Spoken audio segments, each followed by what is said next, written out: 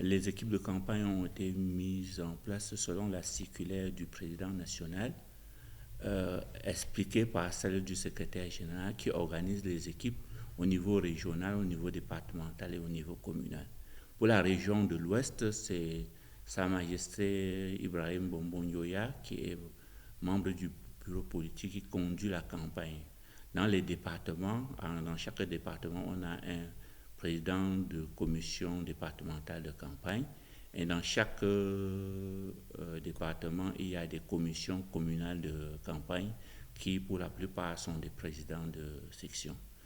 Vous savez que théoriquement, le RDPC, sur les 1212 conseils municipaux que compte la région de l'Ouest, le RDPC en compte 882. Et donc nous menons cette campagne, nous ne la menons pas de haut, nous la menons comme une campagne de conviction, une campagne d'explication de ce que le président national a fait pour le parachèvement, comme a dit le camarade qui vient de passer, le camarade Roger Tafa, qui est l'outil, le dernier outil des institutions de l'État. La campagne se déroule très très bien dans les 8 départements, dans les 40 communes que compose la région de l'Ouest. Et vous voyez très bien que dans cette émission que nous sommes en train de faire, il y a 3 départements, je dirais même 4 départements sur les 8 qui participent. Et puis je crois qu'on va organiser la semaine prochaine ou bien ultérieurement un autre plateau comme celui-ci pour associer les autres départements. Mais grosso modo, nous n'avons reçu aucune plainte. Les choses se déroulent normalement comme prévu dans la circulaire du président national, expliquée par celle du secrétaire général.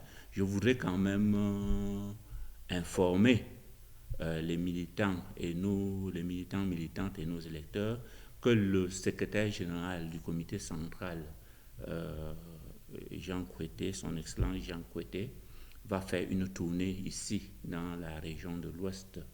Je n'ai pas encore les dates exactes, mais il sera à Bafang, à Foumban et à Bafoussam. Dans la même lancée, je crois qu'il y a d'autres équipes, ou bien il va conduire d'autres équipes du RDPC sur le terrain au niveau national. Mais en ce qui concerne la région de l'Ouest, c'est essentiellement les 3 villes que je viens de vous citer. Alors, professeur, au soir du 6 décembre, le RDPC va gagner haut la main les premières élections régionales. Oui, nous sommes très très optimistes et je vous dis que à Bafoussam premier et dans le Noun, dans certaines communes du Noun, où nous n'avons pas, qui ne sont pas RDPC, nous avons pour ambition d'aller y chercher des électeurs, parce que les électeurs n'appartiennent à personne.